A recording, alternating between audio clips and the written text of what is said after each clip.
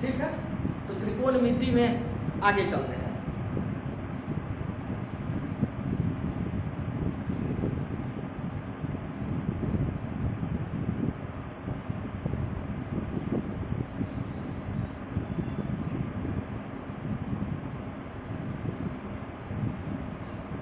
ABC एक समकोण त्रिभुज है। समकोण त्रिभुज में त्रिकोणमिति में जो है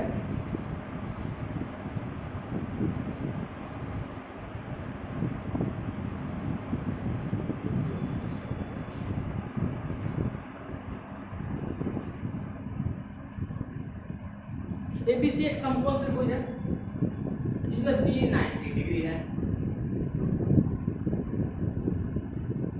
चलिए, त्रिकोणमिति जो है हम लोगों के ऋषि मुनि ही त्रिकोणमिति का इजाद किए हैं। त्रिकोणमिति में वो लोग जो यूज़ करते थे वो ज्या वगैरह सब, ठीक है। लेकिन हम लोग यहाँ पे ज्या वगैरह सब नहीं पढ़ेंगे, हम लोग पढ़ेंगे कोण, साइन, कॉस, टैन, ये सब पढ़ेंगे, ठीक है। मेरा वीडियो का मकसद ये है कि जो भी सरकारी नौकरी यानी कि एसएससी और रेलवे का तैयारी करते हैं उसको उसके लिए मैथ्स का प्रिपरेशन करवाया जाए, बेसिक टू एडवांस लेवल, ठीक है। इस बेसिक में एलिमेंट्री मैथ्स भी पढ़ाऊँगा मैं, एडवांस मैथ्स भी पढ़ाऊँगा, ठीक है। और आज स्टार्ट करता हूँ जो ये पहला वीडियो है त्रिकोणमिति का, तो त्रिकोणमिति से स्टार्ट करते हैं। त्रिकोणमिति में एकदम बेसिक से यानी कि जीरो से हीरो लेवल स्टार्ट करेंगे। हम ये मान के चलते हैं आपको कुछ नहीं आता है, ठीक है। चलिए, तो त्रिकोणमिति त्रि मतलब तीन हो गया, तो तीन कोण, जिसमें तीन कोण यूज होगा तो त्रिभुज में ही यूज होगा, इसका मतलब त्रिकोणमिति। तो त्रिकोणमिति ऐसे तो सारे ट्रायंगल में अप्लाई है, लेकिन जो मैं मुख्य रूप से अप्लाई किया था वो राइट एंगल ट्रायंगल पे, यानी कि समकोण त्रिभुज, ठीक है। समकोण त्रिभुज क्या होता है? तो समकोण त्रिभुज होता है जिसका एक एंगल 90 डिग्री का हो, वो समकोण त्रिभुज कहलाता है। कोई दिक्कत? चलिए, कोई दिक्कत नहीं है। अब जो है क्या, तो एक हम यहाँ देख लेते हैं, एबीसी एक राइट एंगल ट्रायंगल है जिसमें बी 90 डिग्री है, तो ये एक राइट एंगल ट्रायंगल हो गया जिस पर जो बी वर्टेक्स में 90 डिग्री फॉर्म करता है। अब हम लोग क्या जानते हैं कि बी के सामने जो भी 90 डिग्री के सामने वाला साइड होता है वो हाइपोटेन्यूस होता है। जो बी के सामने, जो हाइपोटेन्यूस के सामने वाला, जो 90 के सामने वाला हो गया वो हाइपोटेन्यूस। इसका मतलब ये जो हो गया, ये सी क्या हो जाएगा, ये हाइपोटेन्यूस हो जाएगा।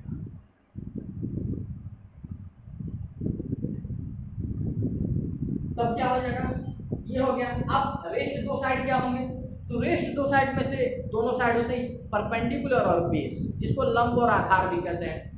तो परपेंडिकुलर को अब हम लोग पहचानेंगे कैसे, मान लेते हैं कौन है परपेंडिकुलर, कौन है बेस, ठीक है। तो ऐसे तो टर्म में जो खड़ा है वो परपेंडिकुलर है, जो नीचे है वो बेस, ऐसे सिंपली। लेकिन सवाल में ऐसा नहीं आएगा।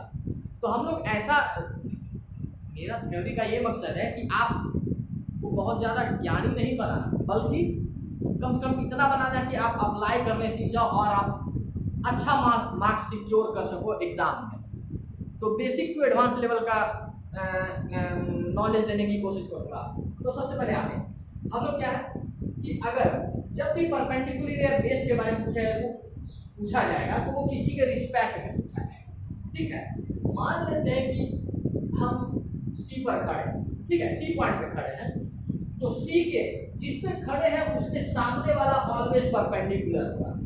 जिस पर खड़े हैं उसके सामने वाला साइड हमेशा परपेंडिकुलर यानी कि लंब होगा। कोई दिक्कत यहाँ पे? जिस पर खड़े हैं उसके सामने वाला परपेंडिकुलर, तो मान लेते हैं सी है, सी के सामने वाला ए बी, सी के सामने वाला ये हो गया।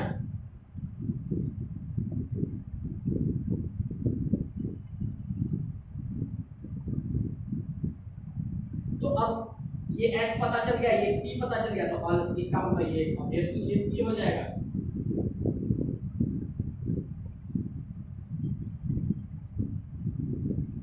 ठीक है, कोई दिक्कत। अच्छा, हम क्या कहें कि जिस पर खड़े होंगे उसके सामने वाला P और 90 के सामने वाला H, रेस्ट जो बच जाएगा वो P। तो हम क्या, अभी तो हम लोग C पे खड़े थे, अब हम लोग A पे खड़े थे, मान लेते हैं हम लोग A पे खड़े हैं। जब A पे खड़े हैं तो हम लोग का P कौन सा हो जाएगा, A पे खड़े हैं तो हम बोले जिस पे खड़े होंगे उसके सामने वाला परपेंडिकुलर यानी कि P। तो A पे खड़े हैं तो उसके सामने वाला क्या है, PC, यानी कि P, उसके इसके केस में PC हो जाएगा P, H ये और B ये हो जाएगा। कोई दिक्कत? आप लोग ये बात ध्यान देंगे, P और B का पोजीशन तो बदल रहा है लेकिन H हमेशा फिक्स है, क्योंकि H हमेशा 90 के सामने वाला ही होगा, वो इन सब बातों से फ्री है। 90 के सामने जो हो गया वो हाइपोटेन्यूज। ओके, चलिए, ये तो कोई दिक्कत नहीं है।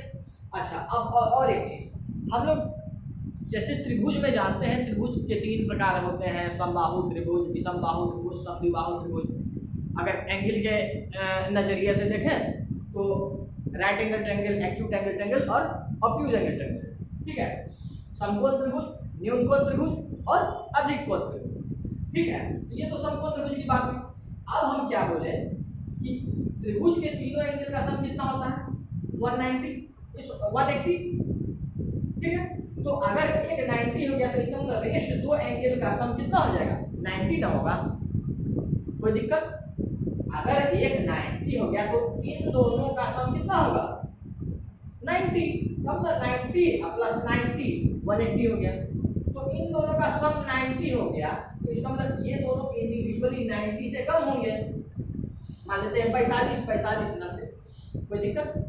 तो जो भी 90 से छोटा एंगल होता है उसको क्या कहते हैं, न्यून कोण यानी एक्यूट एंगल। इस कंसेप्ट का यूज होगा सवाल बनाने में, इसलिए आपको ये डिस्कस मैंने कर दिया। ठीक है, अब आइए देखते हैं पाइथागोरस थ्योरम। बहुत ही यूनिक, समकोण त्रिभुज बहुत ही यूनिक कंसेप्ट को फॉलो करता है, वो है पाइथागोरस थ्योरम।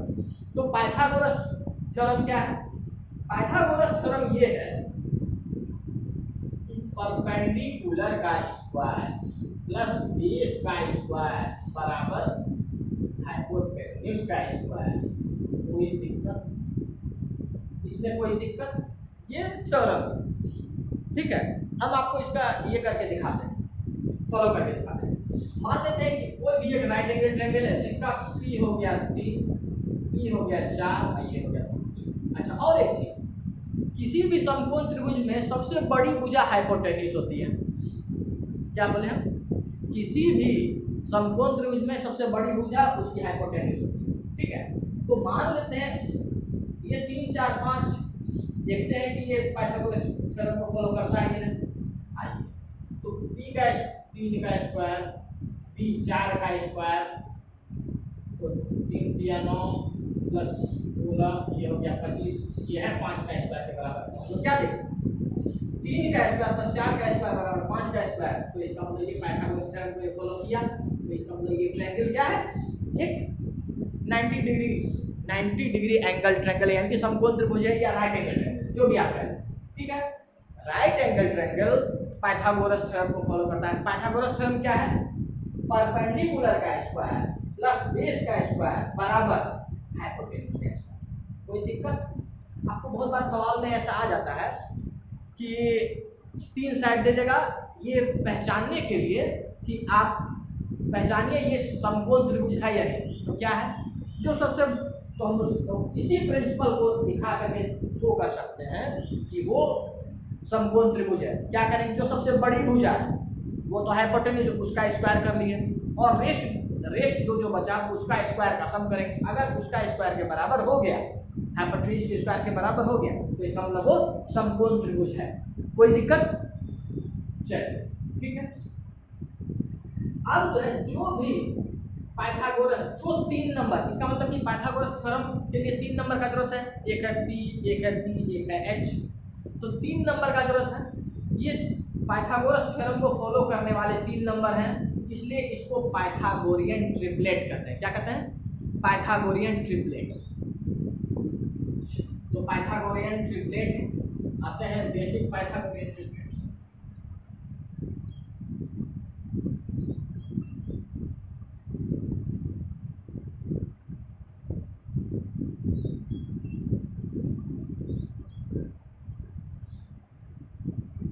सबसे बेसिक पाइथागोरस ट्रिपलेट क्या है? 3 4 5।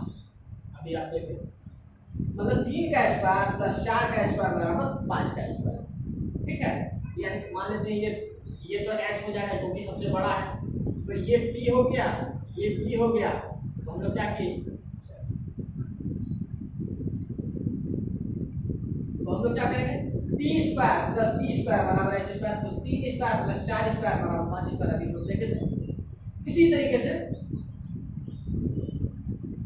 आप देख सकते हैं 5 12 13 पे ये भी पाइथागोरस ट्रिपलेट है। बेसिक 5 का स्क्वायर प्लस 12 का स्क्वायर बराबर 13 का स्क्वायर है।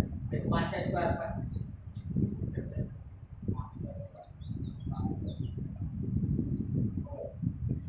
तो 25 144, ये 13 का स्क्वायर 190, इन दोनों का जोड़ भी 190। कोई दिक्कत? आइए और देखते हैं।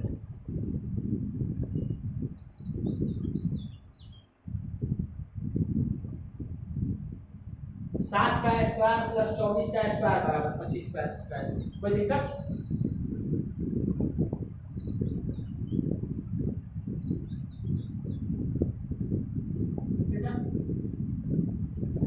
दूसरा क्या है, आप ये भी एक है, ठीक है, ये भी है। कोई दिक्कत? 11 का स्क्वायर प्लस 60 का स्क्वायर बराबर 61 का स्क्वायर। इन सब पाइथागोरियन ट्रिपलेट पे एसएससी सीजीएल में बहुत सारे क्वेश्चन रहते हैं, इसलिए आपको ये बता रहा हूँ। जब क्वेश्चन बताएंगे हम तो उसमें क्या है कि ये सब सारा अप्लाई होगा, ठीक है, तब आपको और भी क्लियर होगा। ठीक है, चलिए फिर देखते हैं 12 35। कोई दिक्कत? चलिए ठीक है,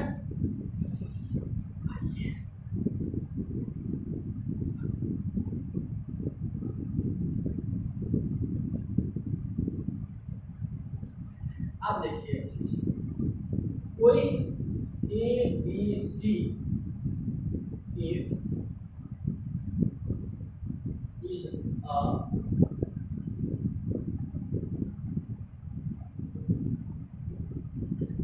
अगर ए बी सी एक पाइथागोरस ट्रिपलेट, यानी कि इसका मतलब क्या है कि इसको पाइथागोरस थ्योरम को फॉलो करता है, तो इसमें किसी भी कांस्टेंट से मल्टीप्लाई करने पर ये भी एक पाइथागोरियन ट्रिपलेट होगा।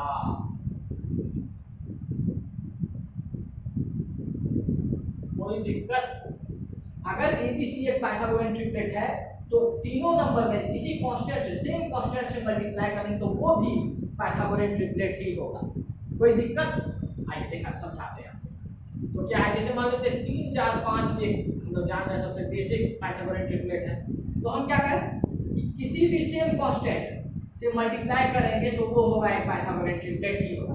स्टार्ट करते हैं, हम क्या करें, 2 से सब में मल्टीप्लाई करते हैं, तो 3 2 6, 4 2 8, 5 2 10, तो 6 8 10 भी एक पाइथागोरियन ट्रिपलेट है। आप देख सकते हो 6 स्क्वायर प्लस 8 स्क्वायर कितना हो गया, 36 प्लस 64 100, ये 10 के स्क्वायर के बराबर है। कोई दिक्कत?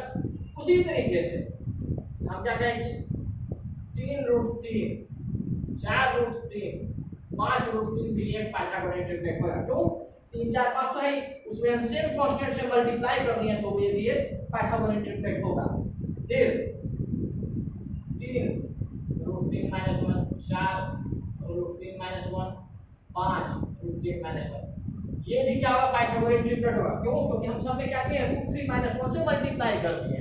ओके, कोई दिक्कत? चलिए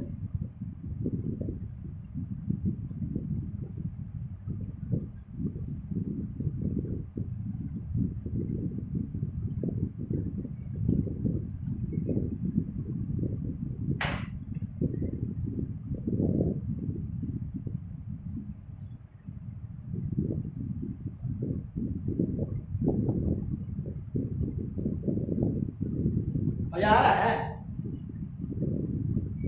और भी मजा आएगा, और भी मजा आएगा।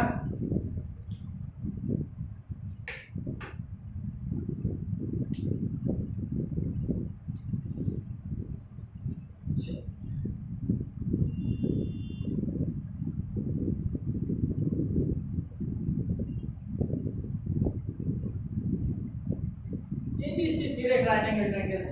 अब हम लोग चलते हैं भाई थीटा, है ना। चलिए तो साइन थीटा, तो सबसे पहले जो है त्रिकोणमिति में छह ट्रिगोनोमेट्रिकल रेशियोज होते हैं। कौन कौन? साइन, कॉस, टेन, ठीक है, फिर क्या हो गया कॉसेक, सेक और कॉट, ये छह। इसी का अप्लाई इसी छह पर कोई भी सवाल आपको दिया जाएगा, ठीक है।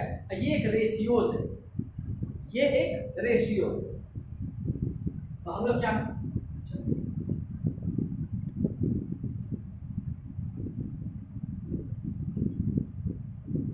ये क्या है साइन जो है ये p by perpendicular by hypotenuse, ठीक है। और जो है बेस बाय हाइपोटेन्यूज, टेन ये परपेंडिकुलर बाय बेस, ओके। कोई दिक्कत? इसी का जस्ट रेसिप्रोकल होता है।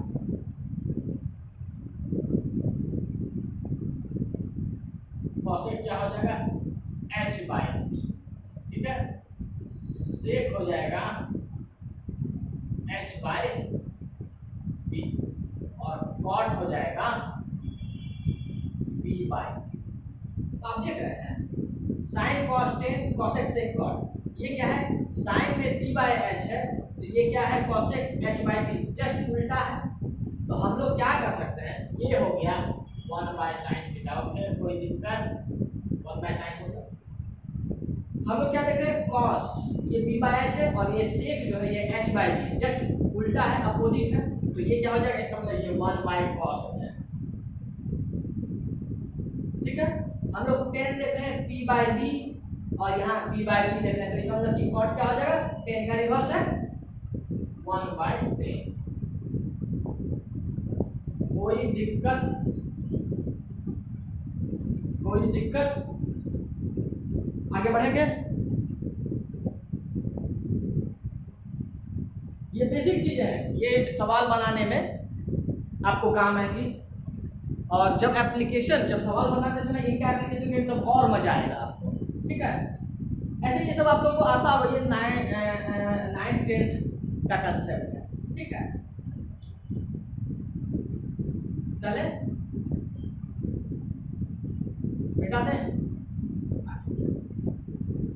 अच्छा इसी पर आगे हम लोग क्या देख रहे हैं, देखिए तो 10 बराबर देखिए p बाय b है, कॉट क्या है p बाय b, हम लोग देखिए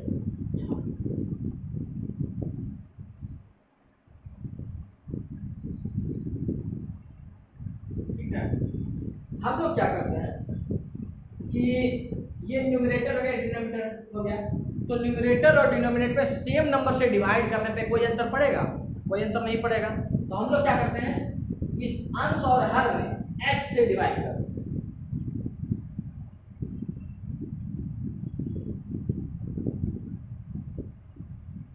कोई दिक्कत? एच कट जाएगा, p बाय p रह जाएगा। अब देखिए तो इसका शकल किससे मिलता है, इसका शकल साइन से मिलता है, इसका मतलब ये साइन हो गया, ठीक है। और ये डी बाय एच का शकल किससे मिलता है, कॉस हो गया।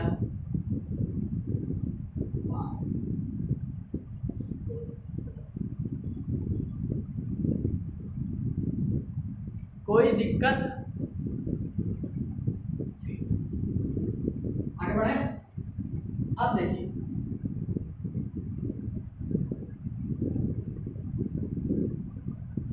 Cot theta p by p, हमने क्या पढ़ा p बाय p। फिर हम लोग क्या करते हैं, सेम नंबर से डिवाइड करते हैं, तो h से फिर ऊपर नीचे डिवाइड कर देते हैं।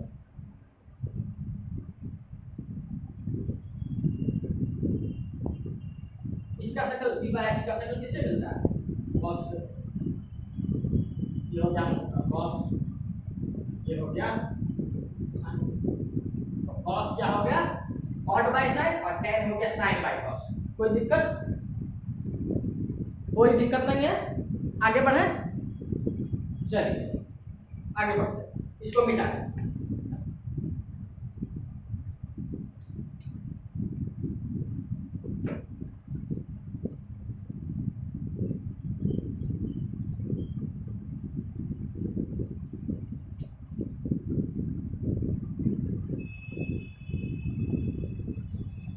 तो हमने बेसिक बेसिक बातें सीख ली यहाँ, ठीक है।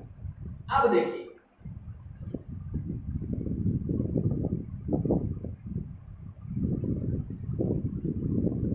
अब हम लोग क्या है बेसिक बात, sine square theta plus cos square theta बराबर 1, ठीक है।